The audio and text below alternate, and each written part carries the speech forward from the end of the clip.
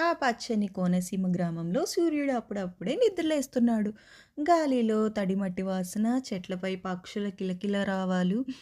ఆ ఊరి పెద్ద ఇల్లు అంశీ నిలయం. ఆ ఇంట్లో మోహర్ తన గది కిటికీ దగ్గర నిలబడి కాఫీ తాగుతున్నాడు.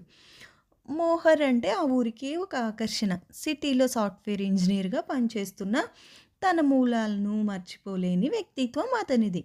గంభీరంగా కనిపిస్తాడు. కానీ మనసు వెన్న.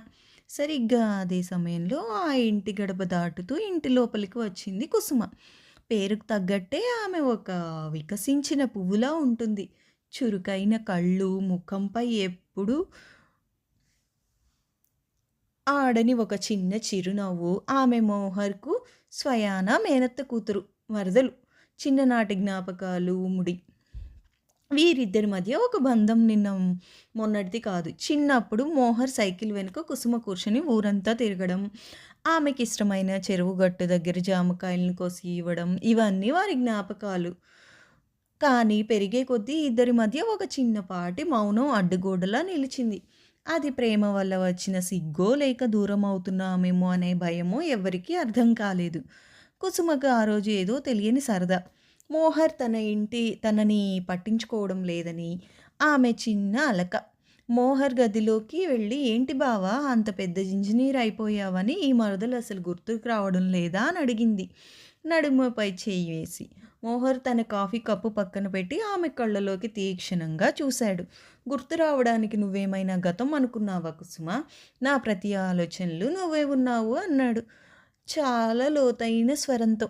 ఆ మాటకి కుసుమ గుండె ఒక్క క్షణం ఆగిపోయినంత పనయింది. ఆమెకి ఊహించిన సమాధానం అది. అప్పటి వరకు ఉన్న అల్లరి మాయమై ఒక తెలియని అనుభూతి ఇద్దరి మధ్య అలుముకుంది. మోహర్ నెమ్మదిగా ఆమె దగ్గరకు వచ్చి తన చెంపపై ఒక ముంగురుని సరిచేస్తుంటే కుసుమ కళ్ళు వాటంతట అవే మూతపడ్డాయి. అవి ఒక స్వచ్ఛమైన, నిశ్శబ్దమైన రొమాంటిక్ క్షణం.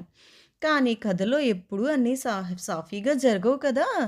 కుసుమ తండ్రికి ఒక పాత పంతం ఉండేది. కుటుంబాల మధ్య ఆస్తుల విషయంలో వచ్చిన గొడవ వల్ల మోహర్‌కి, కుసుమకి ఇచ్చి పెళ్లి చేయకూడదని ఆయన గట్టిగా నిశ్చయించుకున్నాడు. వేరే సంబంధాలు చూడటం మొదలుపెట్టాడు.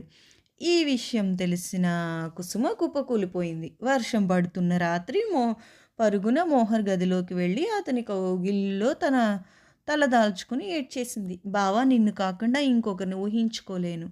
నన్ను వదిలేస్తావా?" అని అడిగింది. మోహర్ కళ్ళలో నీళ్లు తిరిగినా ఆత్మవిశ్వాసం కోల్పోలేదు. "నువ్వు నా ప్రాణం కుసుమ. ప్రాణం పోయినా నిన్ను వదులుకోను. మావయ్య మనసు గెలుచుకుంటాను చూడు" అని మాట ఇచ్చాడు. కొన్ని రోజులు గడిచాయి.